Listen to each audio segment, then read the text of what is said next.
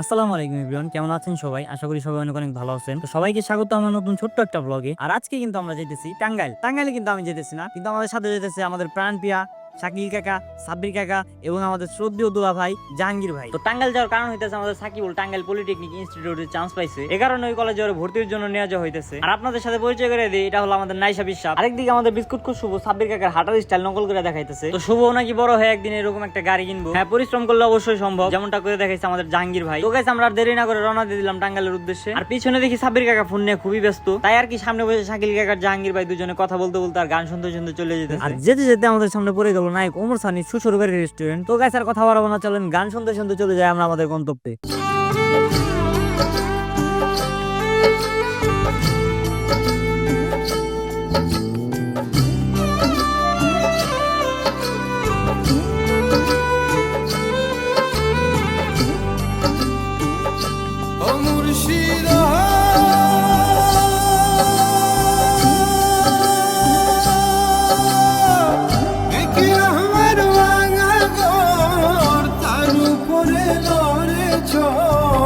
কখন জানি এই দোর ভাঙ্গা পড়ে রে।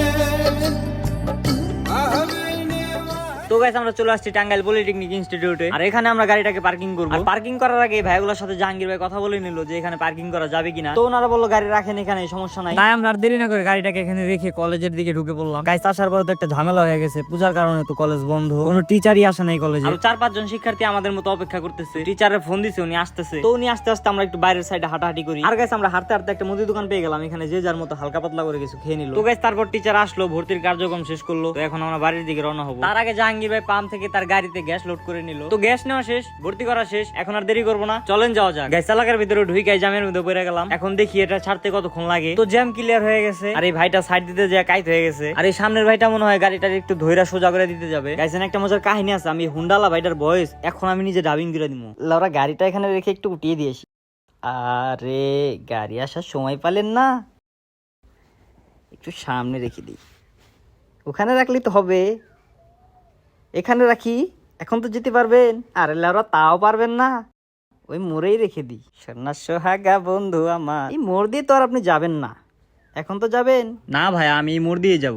আরে লাউরা আপনি এই মোড় দিয়েই ঢুকবেন, সীমানাই থাকবো না। আমরা প্রায় বাড়ির কাছাকাছি চলে আসছি। তো গাইস আজকের মতো এই পর্যন্তই, দেখা হবে পরের কোনো ভিডিওতে। আল্লাহ হাফেজ।